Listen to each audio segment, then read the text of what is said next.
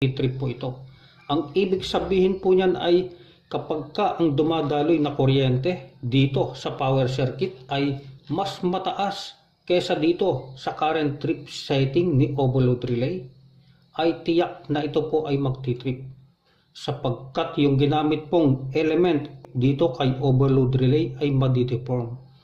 Once na ito po ay madideform, magti-trip si overload relay at magkakaroon po ito ng trip indication katulad po ng makikita nyo dito.